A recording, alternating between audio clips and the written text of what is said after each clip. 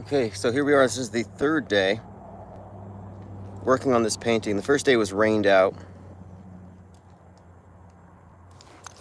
Yesterday was kind of brief, but I expect to get some work on it. I got a clear vantage point from on top of this dam. So as you can see here, I'm doing a section of the Sandia Mountains here. And as far as the foreground, I haven't decided. I may go back down to the ground at the bottom down here and find some sage and cacti to fill in the foreground. Once I get the mountains done and fill in the storm clouds.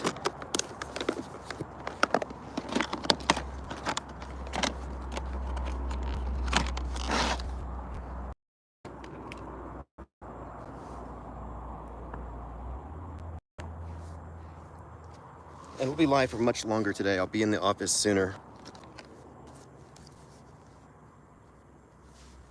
In fact, I've been working on this ebook for some time, and there's an entire section I wrote just class.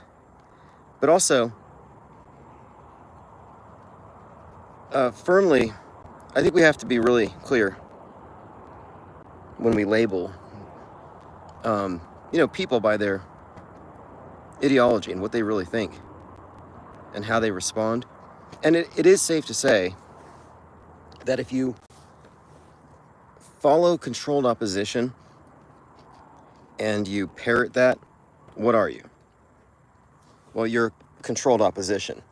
So it's not enough to say that, oh, Alex Jones is controlled opposition. No, so are all of his subscribers and anyone who parrots the premise of each event as he lays it out. False flaggers, second shooter chasers. They're controlled op. I'm not controlled op. The IPS is uncontrolled. Really uncontrollable. I don't control anybody, that's for sure.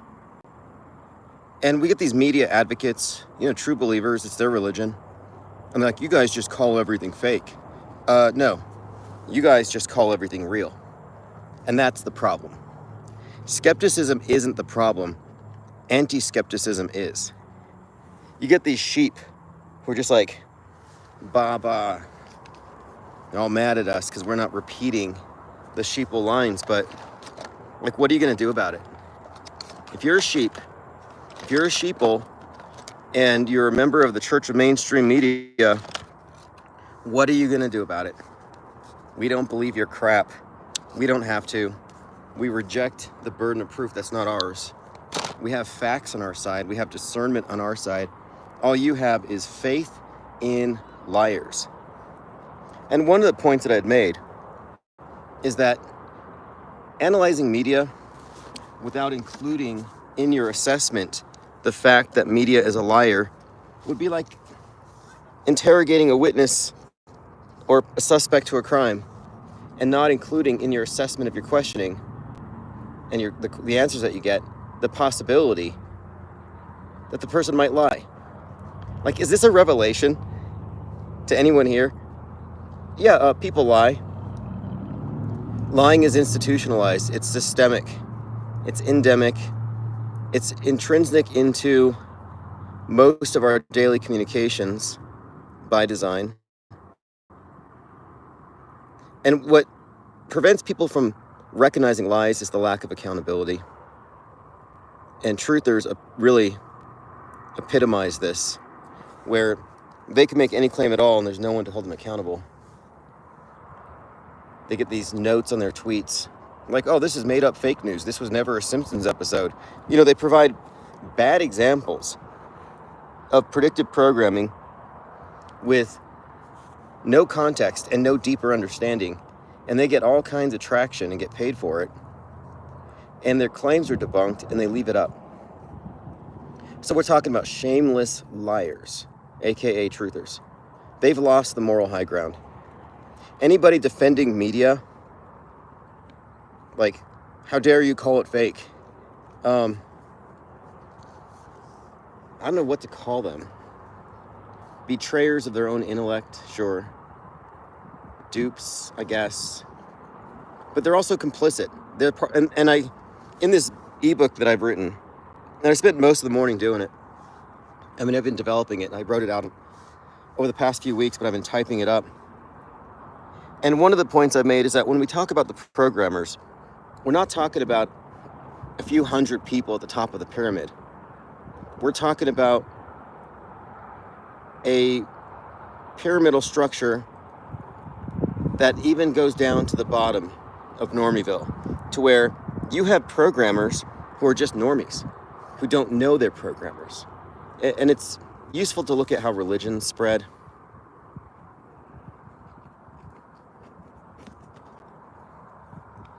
You just wholesale adopt a belief system. That's what we're talking about. And what we do here, what we are, is we are the antithesis to these belief systems. MSM is a belief system. MSM plus, a belief system. Wokeism, belief system. Skepticism is about non-belief, refusal to believe. You know, science used to be a methodology before it became a belief system. And the whole point of science was to find the best explanations, even if that meant continually questioning your own premise on everything, retesting, including new information. There's no settled science. Oh, we found some new info. It might invalidate your timeline. Oh, no, that goes against the grain. We have to throw it out. See, it shouldn't work that way, but it does. It shouldn't work that way with journalism. There shouldn't be settled journalism. New facts change the story. We need to relitigate this thing. Found out this was a big lie. But no, when a story is reported in the newspaper, it may as well be carved in stone.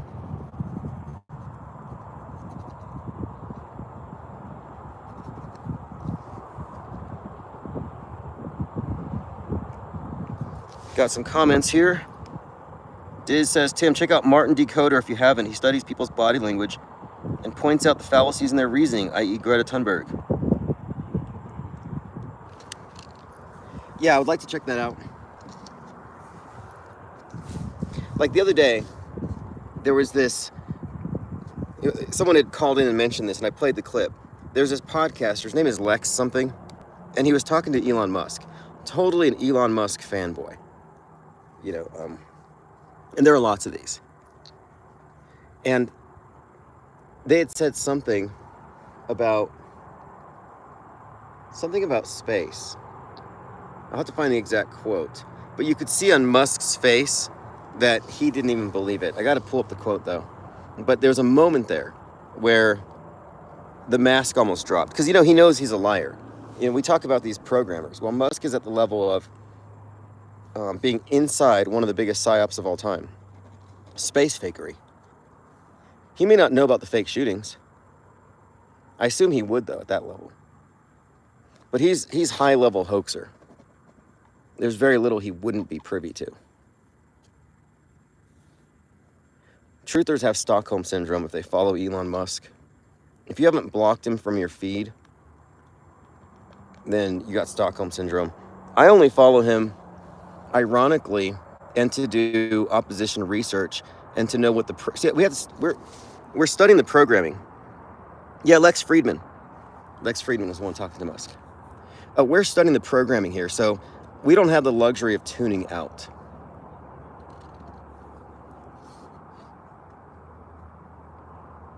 And I really question the motivations of many of these truthers who say, oh, you truther people need to tune out. You're giving them their loosh. Don't pay attention. It's a hoax. All these people whose job it seems to be to suggest that, yeah, you've seen through it, now stop looking. Like, I think that's a talking point. And they oversimplify how you call something fake. Like, I made this distinction, and this is all in my new ebook.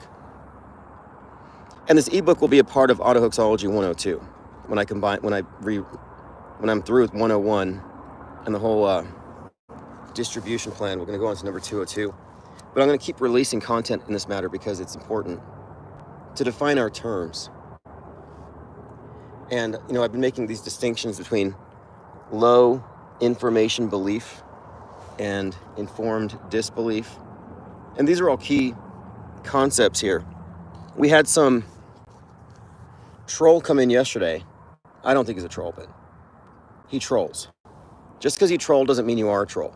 And he's like, you just call everything fake knee-jerk.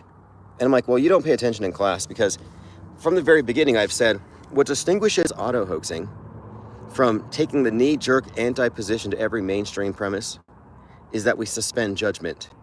It is the opposite of knee-jerk reflexive. It is thoughtful. It is informed. And we are the only true objectivists on planet Earth, so-called.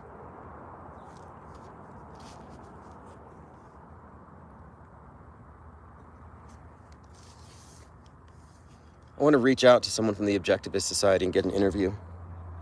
Hey, let's talk philosophy. You guys say you don't believe in mysticism, or you don't get your reality secondhand, that you're a perceiver and a seeker. You're not just a believer in sources of authority. And see, the thing is, the objectivists have only really criticized, religious and philosophical leaders, but they haven't really gone after media. They've always assumed some level of objectivity. And that's one of the other issues here is that we have the deprogrammed, the programmed, and the programmers. Truthers are programmed. Alt programming. There are just so many fundamental distinctions, and we have to make these clear so that those who aren't on our team, who aren't on the raft, don't mistakenly think that they're one of us.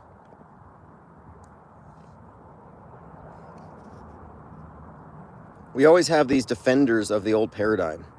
It's like they're not getting paid to do it, but their job is to be like, no, you guys are all wrong. Oh yeah, we've been wrong since 2017, just sitting here, watching the news every day, studying it, analyzing it, challenging every premise, and yet no one has risen up to the challenge to debunk us or to discredit our premise. No, we've been right since, we've been self-avowedly right since Vegas. We've been openly saying, yeah, that's what we're doing here. We're applying this, and at the time we just said auto-hoaxing because that was a pejorative, we're automatically calling it a hoax until proven real. But, the more I look into it, the more we studied it, we realized, no, this is actually the skepticism as it existed in its original form. And it does have a side effect. It's called peace of mind, which is better than psychosomatics, nocebo effects, being triggered by memes on the news.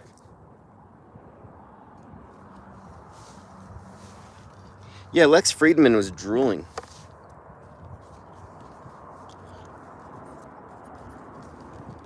Yeah, Musk is going to take you to Mars. Elon Musk is going to save civilization. Who was that? There was some South American, Nicolas Maduro, and he was like, Elon Musk is a satanic person, satanic cult, and it's Satanism and Nazis. And it's like, he's not wrong. Elon Musk did come out of the head of Werner von Braun. Mars, a technical tale. So, yeah, your life was actually written for you in advance by a Nazi who hung out with Walt Disney.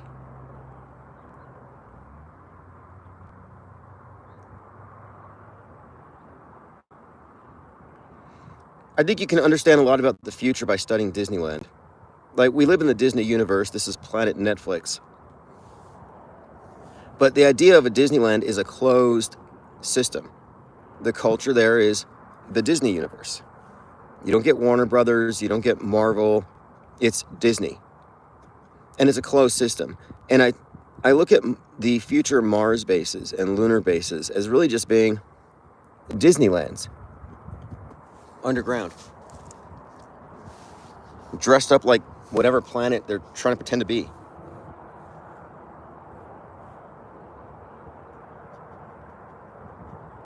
Space Mountain, Star Tours. It's been nothing but space fakery from the beginning anyway.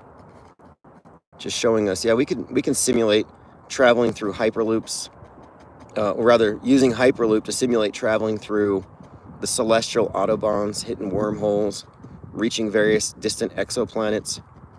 They could probably rip off the ultra rich, like the billionaires. Oh, you're a billionaire. You could take a secret trip to this exoplanet. Secret technology.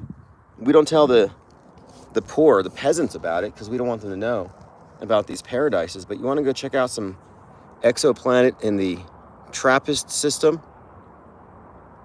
Just get on board the Hyperloop and there's a space manifold coming up. and we'll get you there. You'll be there in 3 hours. And they could just zip somebody down some lava tube to some underground resort, and they think they're living it up billions of miles away, and they'd pay top dollar for what is essentially an adult Disneyland experience.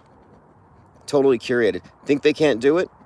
I would think again. Look at Space Cadets' 10-episode hoax, where they convinced 5 wannabe astronauts that they were in low Earth orbit. They've convinced billions that we're on spaceship Earth. Yes, they can fake space. They can fake bases. They can fake it all. And they have a customer base for it. Anybody who's willing to spend tens of millions of dollars on an underground bunker has probably already bought their ticket to Mars.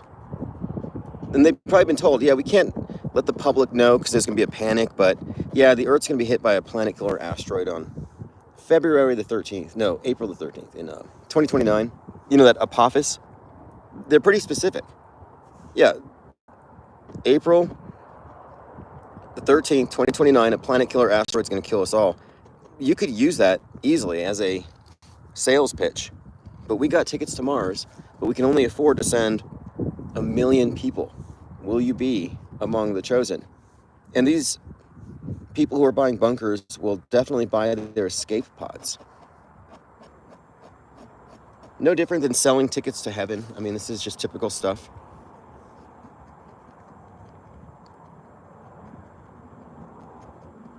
Some of it might even be darker. Like, for all we know, there are Mars-based... Have you read Space Relations? Oh, Bree says, you don't think the Space Cadets were in on it? No, I think the 5 idiots were dupes. See, there were 10.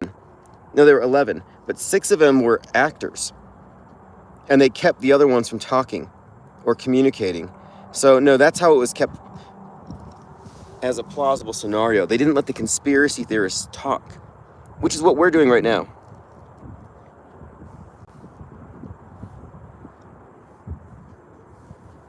As far as what are they, the meteor showers,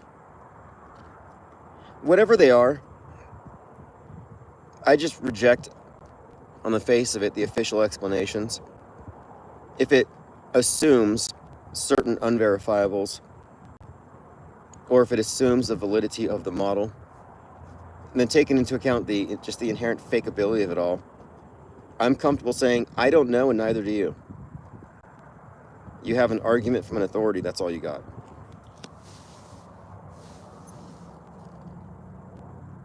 But if somebody says, light, like Eric Dubay, he's like, well, what are the stars? They're just lights in the sky. That's not an answer. That's actually very aggravating. It's like, no, they're not just, that's like saying that it's unidentified or unidentified, that labeling something as unknown is enough. Like, we have to avoid mystification. I think we have to stay objective as possible. But you lose objectivity when you just default to the official explanations because it's an official explanation. Unless you trust them.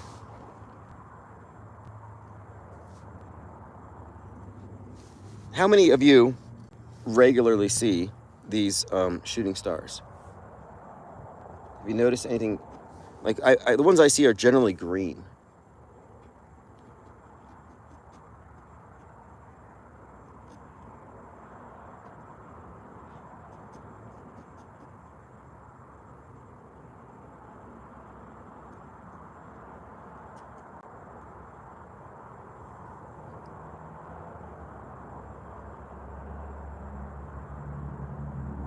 But back to that Space Cadets show. It was described as an immersive illusion. And there's something else, too, to consider. How many times have you... Maybe you've come across these stories. These were popular in last month in California. There was a lot of these articles about parents complaining that they weren't told in advance that their children would be traumatized with the school shooter drills. And they weren't told that these were just drills. So they weren't told. They couldn't tell that it was just a sim. So they go into fight or flight. They go into shock the same way. And the moon landings, the director for Apollo 11 said that the simulations were so good that mission control wouldn't have known if it was real or a sim from where they sat back in 1967. Like, they've already perfected the sim.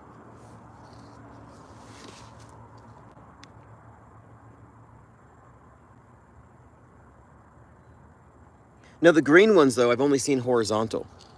I've seen a green one horizontal just beneath the moon one night. I was staring at the moon. And another one, but it tells you their composition.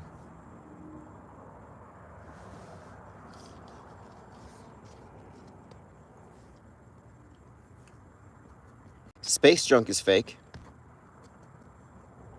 And although I am convinced that Starlink is nothing more than Loon X stratospheric balloons, I really don't believe in any Starlink transit sightings. You know, ISS sightings are fake, in my opinion. I haven't seen anything to convince me otherwise. I think it's the same thing with the Starlink, and I want to debunk that right off. Nobody's provided any convincing imagery or video of Starlink satellites. And they'll say, well, I don't believe in Starlink, but these are balloons. Well, even if they were launching stratospheric balloons, they wouldn't be lit up like that. And they wouldn't circulate or orbit. They wouldn't simulate or approximate an orbit. They're relatively stationary.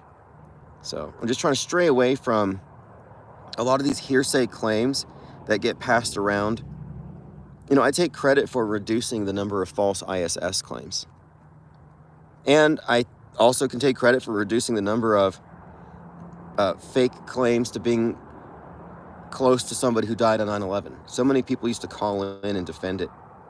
So many lie defenders. And this is what I mean when I say the programmers aren't just at the top of the pyramid. They extend all the way down here to the bottom. The base of the pyramid, where everything is purely subjective. The programmers down here, though, are genuinely just conformists. They've internalized it all.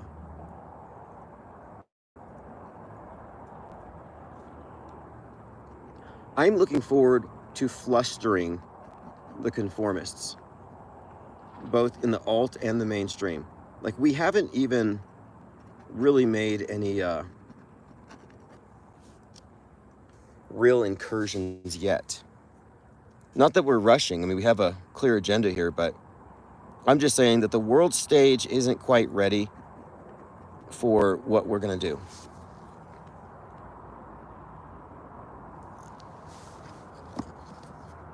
The world stagers, I should say. Now, that's another term too. Are you a world stager? And when I say, are you a world stager, what I mean by that is, do you accept the world as you've been told that it is, with its parameters, its weapons of mass destructions, its conditions in terms of its climate, its precariousness? Like, there are so many presuppositions built into the worldview, what I call the world stage. And when I say world stage, what I mean is our consensus agreed upon version of things. Now, we have stepped out of this consensus, and we do every time for the purposes of this discussion, but we're talking about the consensus as anthropologists would. Like, this is how humans see the world.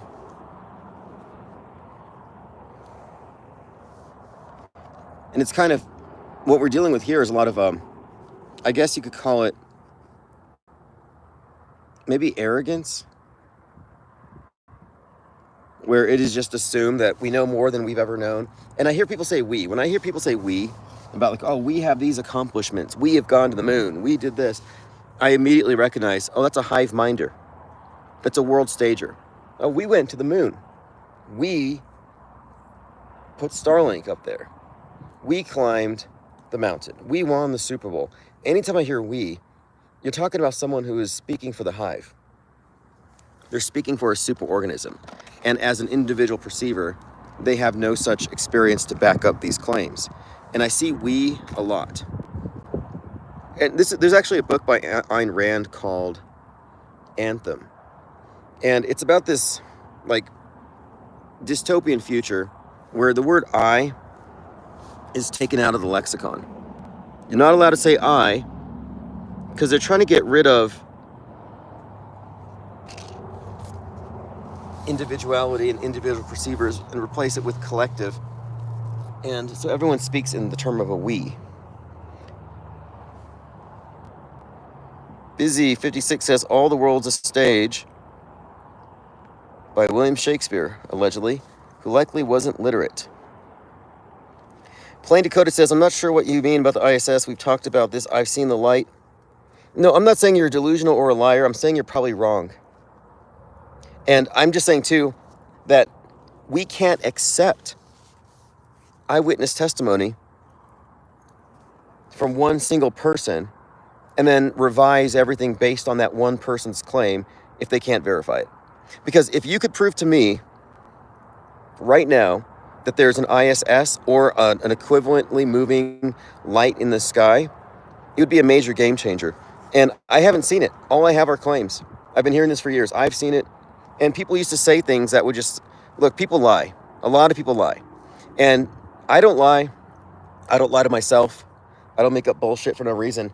And I'd have people say, yeah, I just saw it. I'll call back in 90 minutes. Just saw it again. I'll call back in 90 minutes. Just saw it again. And when you look into it, you find out they're lying. I'm like, well, why are you taking up time to maintain? And see, here's what I think. The intel agencies know the power of rumor, vagueness, and just the general fog, the uncertainty of Psywar. They don't want certainty. So I hear arguments like, well, I've never seen it, but a lot of people say they've seen it, therefore I've seen it. You just reached into a cloud, a fog, and just the vague assertions. Like, I want specificity. I still want to see a smiling face with a bright light, brighter than Venus, over their head. Because that's how they advertise it. I get these like, I saw a light, couldn't be sure. Maybe it wasn't that bright. And it's like always vague. I want to see a smiling face and something as bright as the ISS is purported to be. If I don't see that, I'm not going to believe it. You know, I mean, we have people who swear by their Mandela effects. Like, I swear there was a cornucopia on my underwear.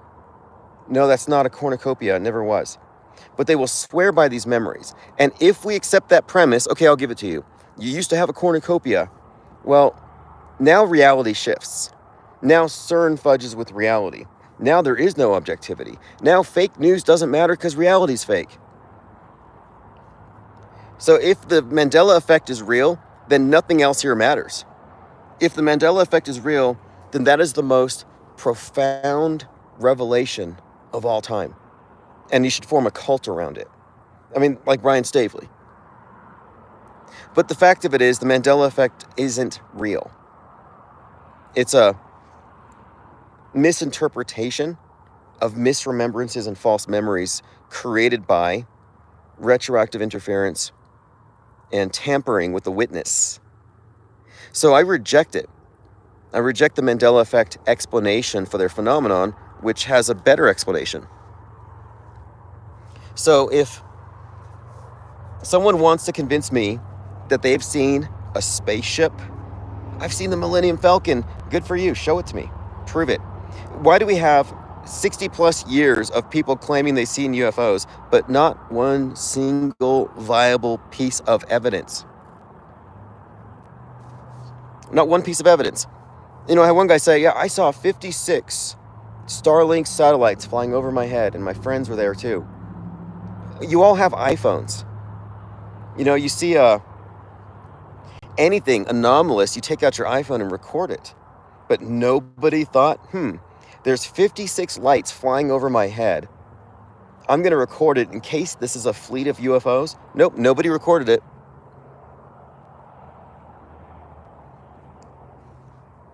Busy 56 says, if space travel is real, why would they need science fiction to shove it in our subconscious so much?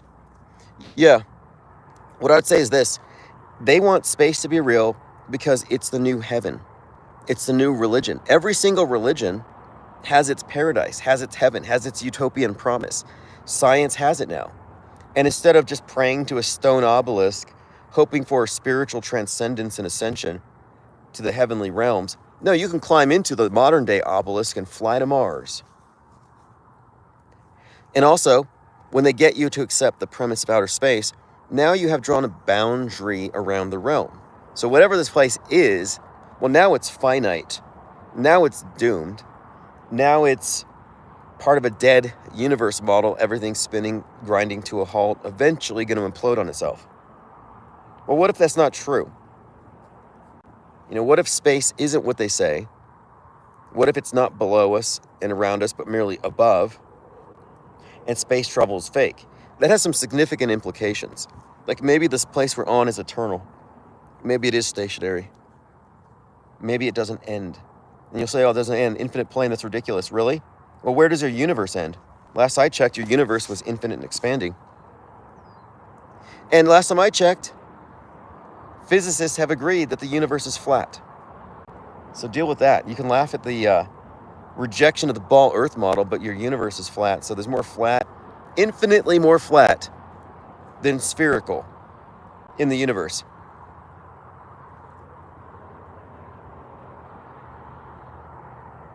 Commenter says, Mandela effect does not exist in other languages. Not one Arabic speaker remembers Mandela dying in prison, for example. Good point. I'm going to use that in my documentary. See, I believe that the Mandela effect is an active measure. That is, an intelligence operation to sabotage the cognition of an entire demographic of people who have enough discernment to know that the media is a big fat liar. So these guys figured out that we lie and the news is fake, so let's convince them that reality's fake. And now you can say to them, like, oh, you're going to tell me nobody died on this date at this event? But you also say that reality's shifting. So if you believe in the Mandela, you just basically said that I'm not a viable eyewitness to anything. You can't trust what I say. And to some extent, like, look, if you believe in climate change, okay, well, you believe it because you saw it on TV. You're a believer.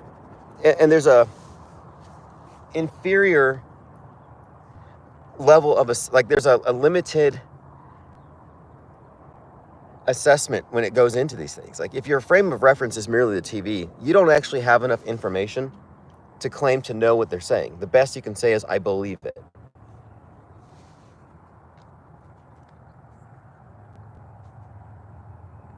But everything you agree to believe in is revealing about your operating system. And this is why I bring up stuff like the Mandela effect. It means that there's a certain number of logical fallacies that you're actually susceptible to. And you should know these things. You should know your weaknesses. It would be a weakness if someone could come up to you and trick you with loaded questions, get you to accept a smuggled premise. There's a phrase, was it Frank Baum? Who was it? The guys who did the circus. There's a sucker born every minute. But the meaning of it that simply is that, like, the carnies knew how to play mind games, to manipulate on these various games to rip people off. And there's a science to ripping people off. Look at casinos. They know how to addict people to the experience of losing their money. Man has always manipulated man. Did that stop? Oh, they invented media. Now we can all just tell the truth to each other and media never lies. No, they never stopped. Man never stopped lying. Religions have always been in the business of creating world views and then conforming people to these things. And what we're living through now is the greatest achievement of worldview warfare of all time. The mainstream paradigm is the religious paradigm. It is a religion. It has its God constructs, it has its devils, it has its modern counterparts to, sin, flood myths, everything.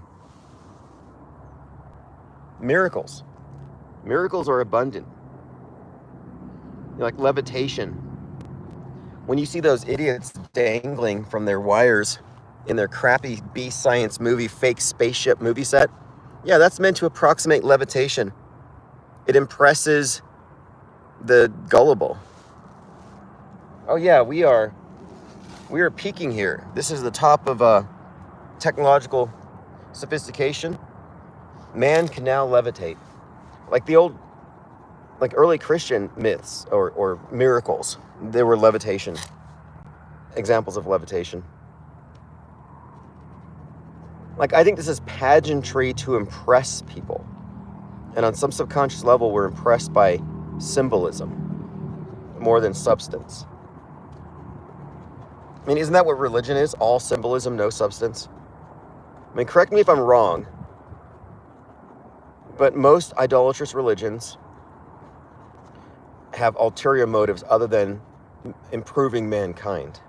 And you look at the priesthoods. Why do they always have them divided into priesthoods and believers? It's this split between the initiated, knowers, and the believers, the sheeple. Now, I can't prove this, but I was told by someone that I find to be somewhat credible or used to, and this was a long time ago before I got into any of this stuff or really questioning anything, but she tried to convince me that the Catholic priesthood are all initiates into the great rite of witchcraft, and that you don't get up high enough unless you're well practiced and versed in the occult. Not that it's Satanism secretly or something, but that behind the veneer, the ritual, the blood, the wine, the kneeling, and all the stuff they do, that there's a more ancient tradition. And so I studied this stuff, and comparing the Wiccan Great Rite to the Catholic Mass, it's not far off at all. And as I pointed out last night, Aleister Crowley and the OTO, they do this thing called the Gnostic Catholic Mass. And it's because, point blank, the church isn't what it says it is. Media is not what it says that it is. And we spend a lot of time criticizing media, especially from Trutherville. Trutherville is always, we're against the media, but they still cling to the traditional media, the old school fake news, which is religion. The problem with religion is that it's just a collection of beliefs that you can't validate or test. Again, prove me wrong. Find me a religion where a miracle has been validated. That includes the Mandela religion. Walking on the moon is just another manufactured miracle, like Jesus walking on water. That's why when you criticize these things, you don't get principled, reasonable arguments against it. You get personal attacks because you're attacking emotionally held beliefs, consensus beliefs, the consensus mind. And the people who are jacked into the hive mind, they feel pain when you attack the worldview. It's pretty funny. It's a cult. MSM is a cult. It's actually a doomsday cult, and I'm not in it. I'm not in their doomsday cult. And why do they have all these doomsday cults? Why do they build it into our mainstream paradigm? It's because the same way that a false worldview can constrain you geographically, they want to control time. They control time and space. So they automatically make time finite. World ends next year. World ends in 2029. World ends in 2030. Ocean level is going to swallow us up in this state.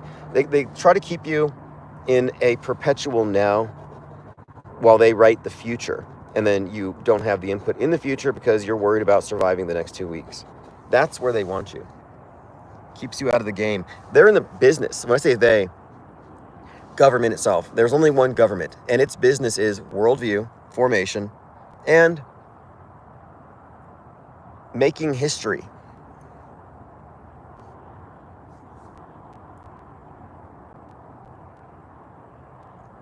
Plain decoded says, we are the hive mind, they are the beekeepers. Yeah, that's accurate.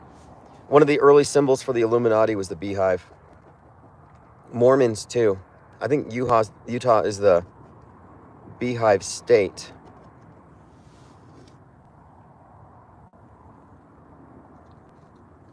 I've seen some interesting breakdowns of the symbolism of the Vatican.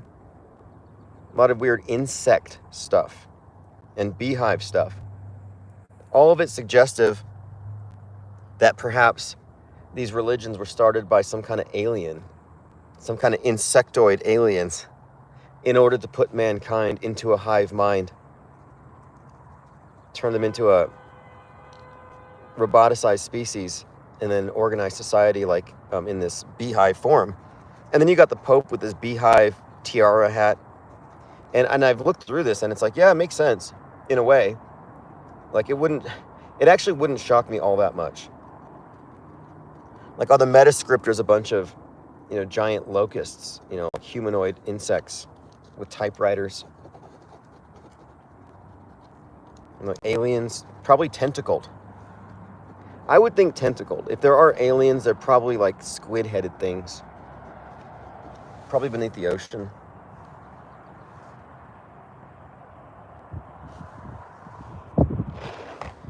But now standards of evidence are important here too. Just because somebody tweets it doesn't mean it's true. And if I show you a video right now of a light in the sky, I wouldn't put it on you to accept it as evidence that space is real, NASA never lies, low Earth orbit is true, and that you can regularly prove this to yourself. So I raised the standard on this thing last month, and no one has been able to meet this, where I said we need 2 witnesses to an ISS transit. No lunar transits, no solar transits, because those rule out eyewitnesses, but 2 witnesses spaced 50 miles apart or more. Because through that triangulation, you would be able to instantly rule out spaceship or rule out airplane. Because if it's at the altitude they say, it will be visible from these 2 locations. If somebody's mistaking an airplane for a spaceship, it would be instantly discernible. We would know. But we can't do it with one single witness. It just won't work. And you have to look at the persistence of rumors based on what people want to believe or what they're invested in. That's a huge component in all of this. There's a Bigfoot industrial complex. You think they want to know it's fake? Or the people who are hunting chupacabras, making their TV shows and reality, TV shows are often done on cryptids. Well, there's a business with cryptids. They don't want to know it's fake, or they don't want to hear that there is no logical argument for asserting that these things exist without first ruling out more likely situations like dogs. Stray dogs, bears should be considered before you rule in chupacabras and Bigfoots. The chemtrail lobby, which have kind of quieted down, I think, in the last few weeks, their job is to debunk condensation trails and the explanation for condensation trails first. You do have to overturn the status quo. You can't pretend it doesn't exist. You can't pretend that entire bodies of research don't matter because you like your explanation more. And if you can debunk contrails and then make the case for chemtrails, every person who previously believed in contrails would be on your side. So it's really to your benefit as a truther to perform your due diligence in every matter. This is why we have the IPS press club and the press passes, because we need to be on the ground. There are so many people who are busily talking about second shooters, third shooters, fourth shooters, and I don't see anyone calling it out as completely fake getting any kind of traction anywhere.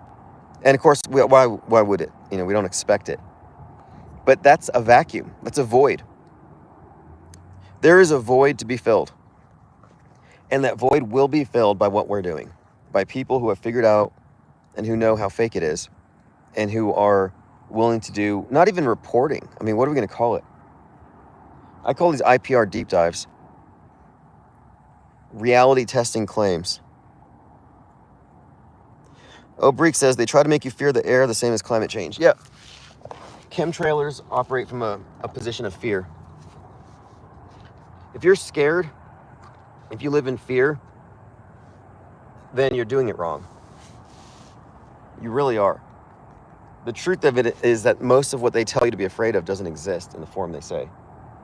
People wear fear like a badge. Like, I'm triggered, I'm scared, I'm angry because I'm paying attention. It's like, well, no, you're mind controlled. You got MK Ultra all over. You got MK Ultra zapped. If you're scared, if you're triggered, if you're outraged, you got a bad case of MK Ultra. I have the cure. Mind war inoculation. I've been chastised. Oh, you're not worried, you're not scared, you're not afraid. It's like, yeah, I'm not afraid. You want to fight about it? You know, you mad that I'm not afraid? You know, like, I never understood the concept of God fearing. It always seemed to me that if you maintain an emergency and you keep people in fight or flight, you can keep them confused and dependent on authority for answers and explanations. But then some truthers hear me say this and they'll say, well, I'm not afraid. Oh, okay, then you're really brave.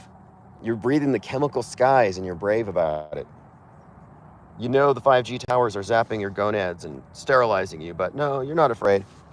So then you're just super brave, like the people who wear masks outside. Oh, I thought there was a deadly pandemic that could kill you. Pretty brave of you to come outside with that little piece of cloth on your face. Just tells me you don't really believe it. Like, really brave of you to believe in climate change and still drive a gas guzzler. Very brave. So we need to call people out on flimsy beliefs that they don't really hold because they can't logically hold them, but they're just posturing. In fact, I'll say it, chemtrail believers are only posturing. It's just a form of virtue signaling. Like, I'm woke. Look how woke I am. I'm awake. You need to wake up too. Trutherism is a form of wokeism. It's actually right-wing wokeism. I have an idea. God, I really hate killing ants. I got this red ant crawling up my leg and I had to smash it with my paint. I really don't like killing bugs. Not even poisonous bugs, whatever. It's like, do their thing. I don't care. I am just not a bug killer. But I'm not about to let some red fire ant go up my pants. Survival of the fittest. Sorry. I actually feel a little bad about it. That's how you know I'm not a psychopath. Like, I might be an empath, actually, because I actually feel bad about killing bugs.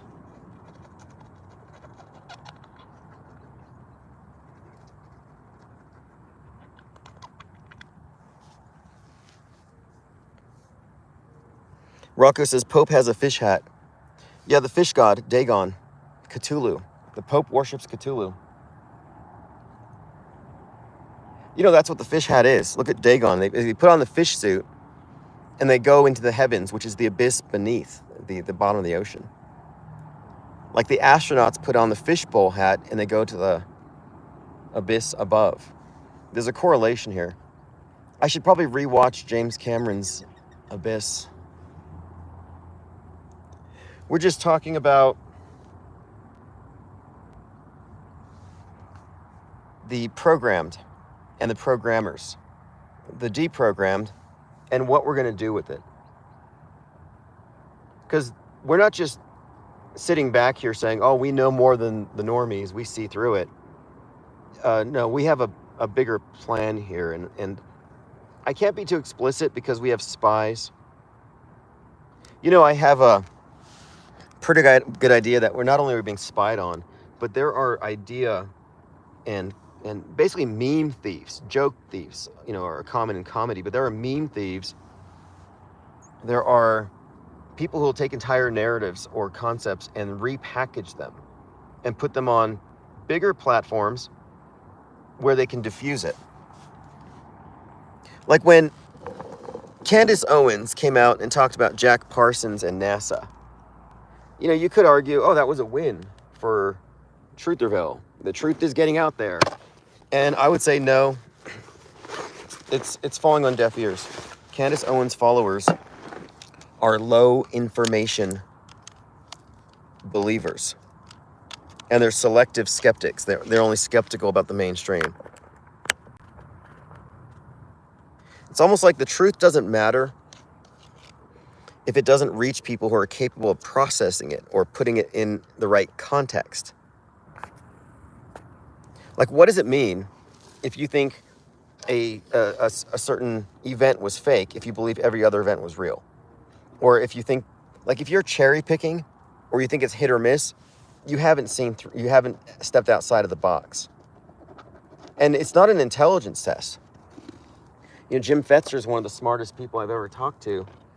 And he thinks that Trump had to stage his attack, the assassination attempt. He believes that Trump had to perform that as some kind of a psyop because the deep state was going to do it for real. Like, none of that makes any sense. But that's the only sense he could make of the situation, because he wasn't willing to let go of the premise that he's accepted that Trump is on his side and that Trump is fighting the, quote, deep state and Hillary Clinton. I guess you get attached to these dramas and narratives that fill your head for decades, and it's hard to let go of it. Like, you know, Hillary Clinton's not your enemy. She's just another actor, you know, big, starring role. You know, a lot of the Q stuff is aging poorly. You know, the politicians' names are all changing. The story's changing.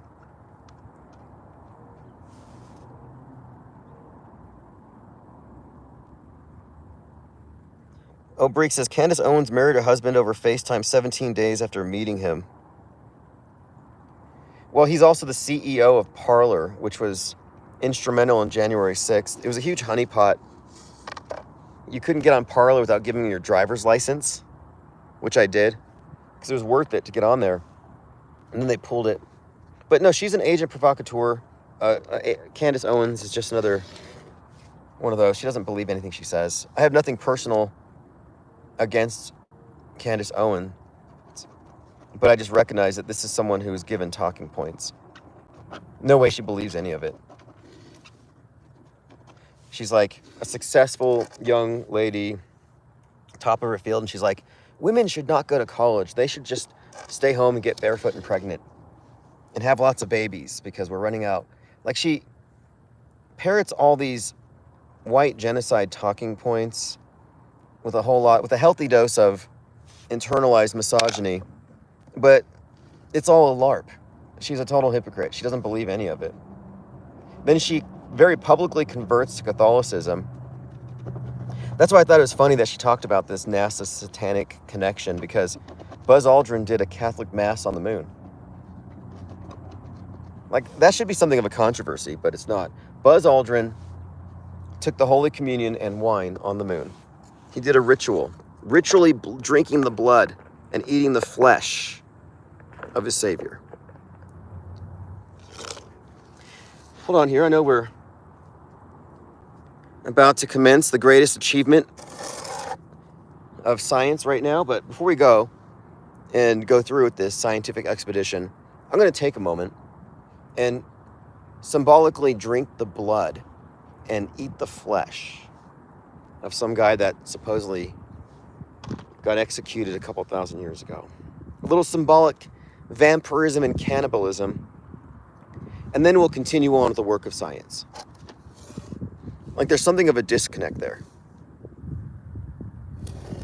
Or maybe there's not. Look, these ants are just attacking me right now.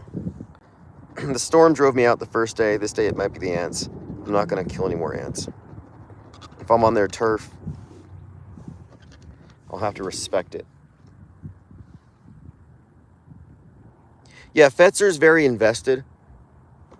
And this is one of the big tests to come. The big test to come, and it's all about ego. Because your attachment to being right can override truth at any time. And that's where the mainstream is. You know, they're putting their version over reality. And it comes down to the level of the individual. And will you be able to reset your assessment? This is a reset. I remember people had described the flat earth thing. Oh, this is a reset.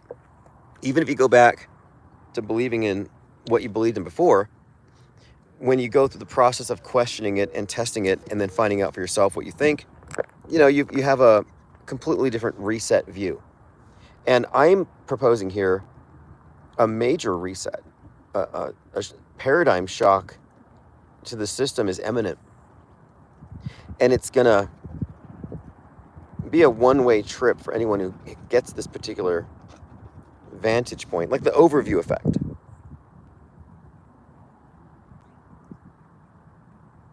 Gematria 101 says QAnon stuff is to divert from the importance of math. Yeah, I noticed this too, how the QAnoners were heavily into gematria calculators. And I'm like, where did this brand of Christian nationalists with this cult of personality suddenly become Jewish mystics? And a lot of them are like Hitler lovers. A lot of them hate Jews. In fact, that's the irony of it, is that there's this, when you get beneath it all, adrenochrome, blood drinking, child trafficking, secret rulers, cabal, it's ultimately just repackaging these anti-Jew conspiracy theories that blame Jews for everything in the world. So it's ironic that the QAnon, which is the vanguard of this fight to get rid of it, uses Jewish Kabbalah and gematria. I see the same thing with white nationalist prison gangs. It's like the gangs, their names are always things like weird number combinations that you've never heard of. And it's like, what does that mean? You go to the ADL's website. Well, this number is this letter. This number is this letter. And it refers to this that Hitler said. Like, what? Like 1-2 is AB, Aryan Brotherhood. It's like, since when do white nationalists encode numbers into letters and then reconfigure them with these ciphers? But it's certainly the case that gematria and numerology, etc., is intrinsic to the symbolism that we see. There's certainly that, but there's a lot of noise in the truther veil to obscure it.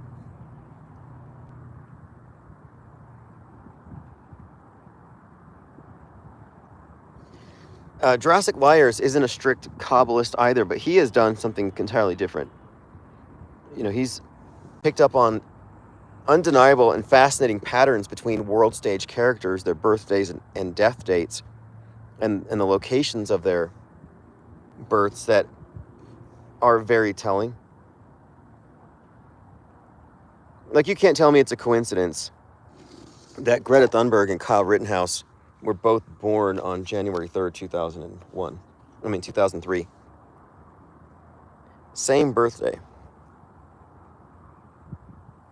And each of them represents the epitome of what the other side believes in its most extreme form, but in the youth demographic, like the poster children for leftism, the poster children for right-wing, and at the time, vigilantism. I mean, Kyle is, I think he's a Ron Paul supporter now.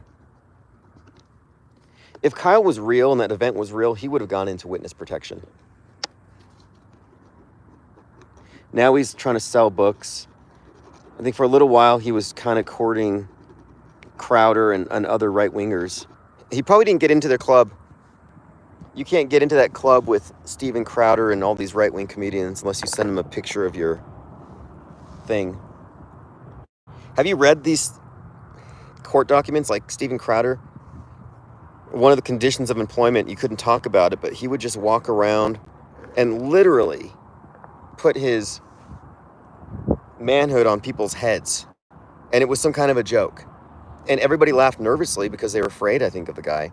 But he was just completely abusive in that way. Very bizarre. Very twisted. I've seen similar, I can't prove it, but I don't know, but I've seen similar court documents and descriptions of similar situations involving other right-wing comedian types. I almost don't want to say the names, because I don't want to spread unfounded rumors, but, you know, where there's smoke, there's fire. And you find multiple accounts of similar types of chicanery, and it just seems like, yeah, this is some kind of a club. I'm not getting in. Sorry. There's nothing in the world that would allow me or convince me that I should let Steven Crowder put his testicles on my head. And so many people have just gone with it. It's insane. Or even worse, according to a number of people, Ollie Alexander wouldn't let you onto the Alex Jones show unless you gave him some kind of compromising material. You know, Alex Jones has never been asked about this. Oh, Ollie Alexander was exploiting people as a gatekeeper for InfoWars. Owen Schroyer claimed that Ollie Alexander grabbed him at a bar. Like the way Kevin Spacey grabbed people. Like, that's sick. And yet, nothing's happened. Why is that? Well, because Ollie Alexander was dating Karl Rove. He's very politically connected, and he has blackmail material on everybody. Cubstar says, strange time to enter the chat. Yeah, imagine walking into Steven Crowder's podcasting studios, like unannounced, what you would see.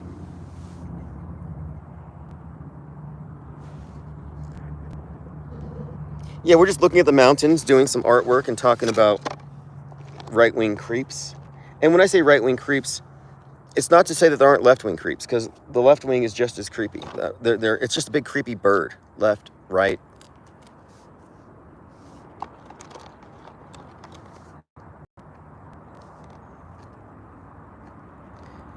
Not my circus, not my monkeys. Not voting. Actually, I am voting. I need to get my Kamala and Tim Waltz shirt.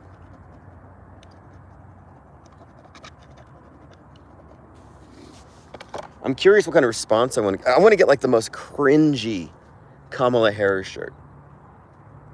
Like, I'll have a quote, but I don't want to make it look like I'm not supporting her.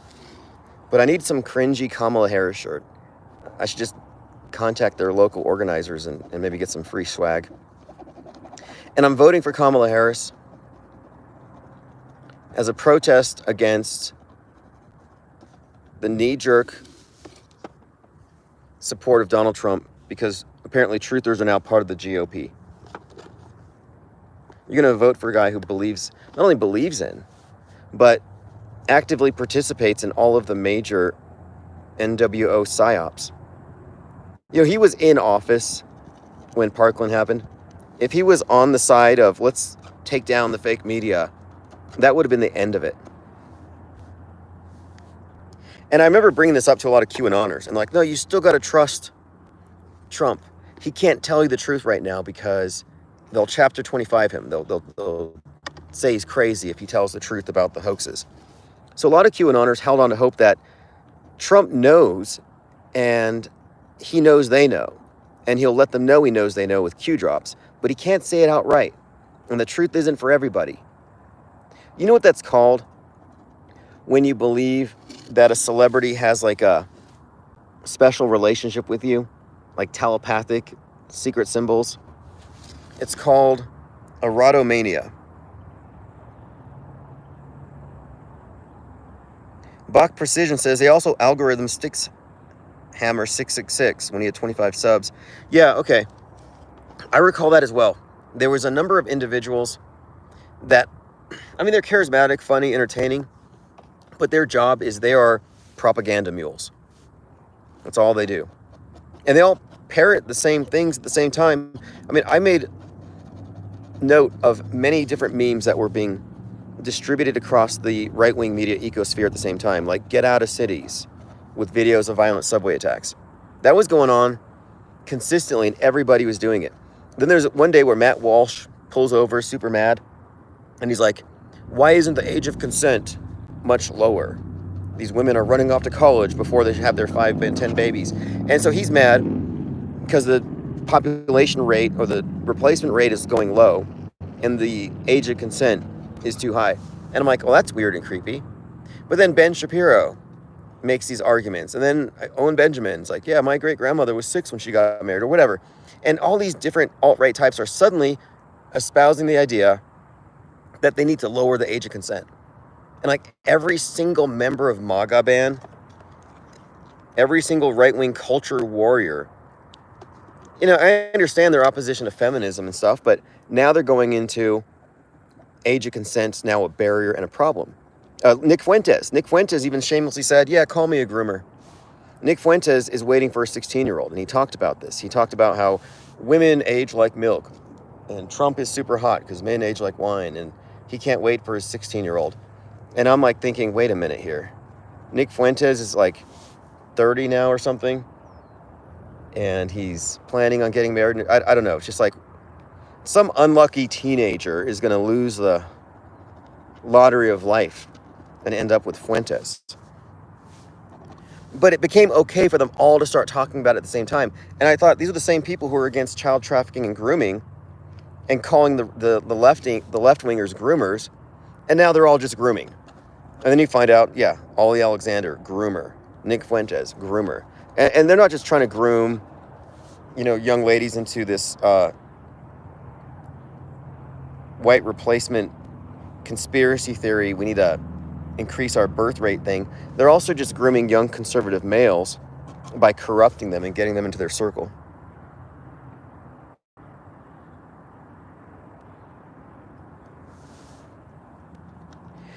The thing about these big influencers is that none of them ever talk about the fakery because they're not allowed to.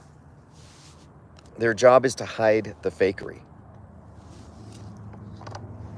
They're monkeys in the clown show, in the circus. They're basically just there. They're propaganda mules.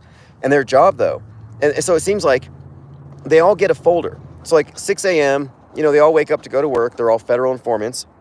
And they all get their message on Slack or whatever they use to organize agents. And they're like, okay, this week, we need all of you to push living off the grid, geoengineering, and child brides for patriots. And they all do it. Yeah, the MAGA ban is an engineered, like totally inorganic, totally fake, totally shilled construct designed to create the American counterpart to radical Islam that they can use to blame for radical terroristic acts. Yeah, they don't like the great Satan, but they call it the deep state. They have the same issues with Western women that the Taliban does. I've seen, okay, here's another talking point. This is what I mean. I noticed these things. A lot of right-wingers are suddenly saying, man, I just really hate it when I go to the gym and these women aren't covered up. So they're letting me know, like Steven Crowder did it, and about 5 others all at the same time, all the same day. They're all saying, what is it with these women not covering themselves up at the gym? They're so immodest. So what do you want? Gender segregated gyms? Put the women in a burqa, like a red burqa, it says MAGA on it.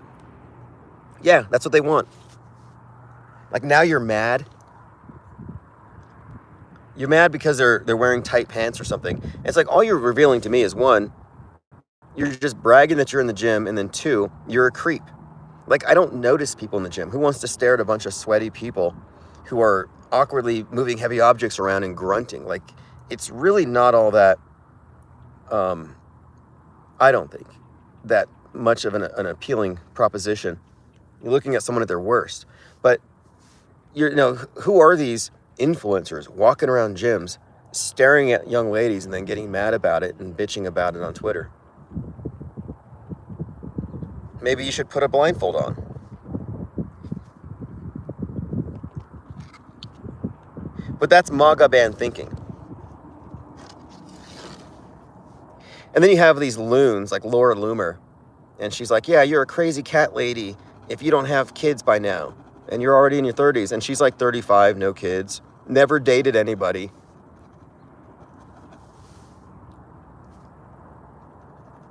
Maybe she's saving herself for Donald Trump. I don't know.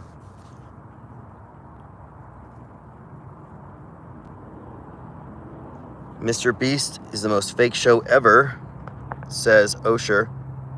Yeah, the only person I know that listens to Mr. Beast, I never really followed him. Who was it? I think it was Wee. I was like, yeah, you got to check out Mr. Beast. He's doing all kinds of cool stuff. So I checked out Mr. Beast, and he was doing some cool stuff. Drilling wells in Africa. So it's like philanthropy. But I'm like, well, what's the real story here? Philanthropy is a great cover, but doesn't necessarily mean that he's doing anything necessarily, quote, good.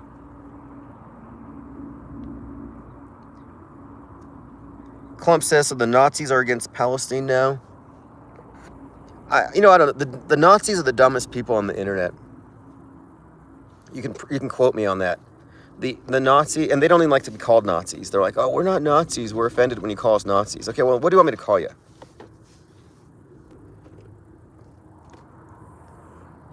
I call them the CJT. Or, you know, like critical race theorists, the critical Jew theorists. It's like, okay, blame all your failures. You're an incel. You have no prospects because of this particular scapegoat. Got it. They put all their hope in Trump, and then Trump isn't anti-Israel enough for them, so they have no hope. They're really hopeless, and all they do is they complain and they bitch. I used to get a bunch of them hitting my channel up. I'm like, you never talk about the Jews. It's like, 'cause I don't care. Like, but my genocide. It's like, I don't care about your genocide. And I'm not getting paid by anybody to say this. Like, chemtrailers, like, oh, they're genociding me with chemtrails. Well, whose genocide matters most right now? And aren't we all being genocided by chemtrails? Like, shouldn't that be bigger than just white genocide?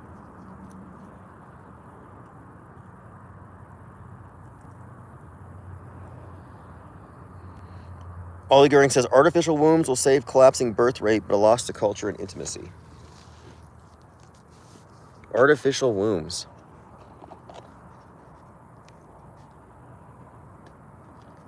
Well, both sides agree there's a population crisis. Elon Musk started it. He's like, there's a population crisis. And he's like, because we're running out of people. But then the left wing, he's like, there's a population crisis. We have too many people. Well, they can't both be right. Which is it?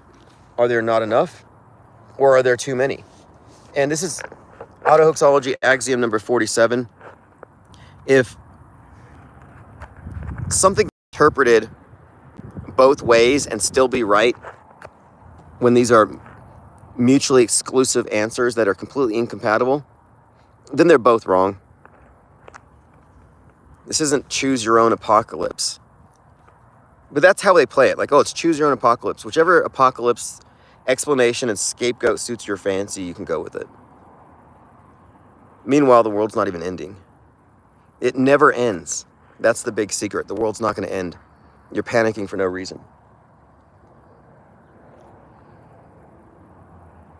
And I don't mean to be a bearer of bad news, but there's nothing in predictive programming that has me convinced that Kamala doesn't win. I don't know if Trump makes it to the 47. He may have adopted that number too soon. I'm going off of Fallout, and in Fallout, it was pretty clear that Betty Pearson takes over, and that would be Kamala.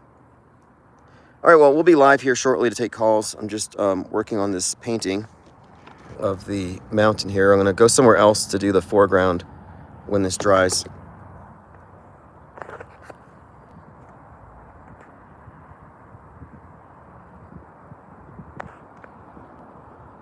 Miles Mathis called out Fake Nukes Phil as a blackwasher. I saw that. Miles Mathis suggested that Fake Nuke Phil is there to take up his talking points and then run it into the ground. A very common thing, but I don't know if that's true. I like Fake Nukes Phil. I've been called a blackwash. Everybody's here to poison it for everybody else, but I think we have to take whatever information we can from whatever sources and then come to our own conclusions. And as far as I'm concerned, if you're not an auto hoaxer, you're wrong anyway. And Miles Mathis may call out a lot of media fakery, but he's not a full-blown auto hoaxer. Not at all. He's still a spinning baller.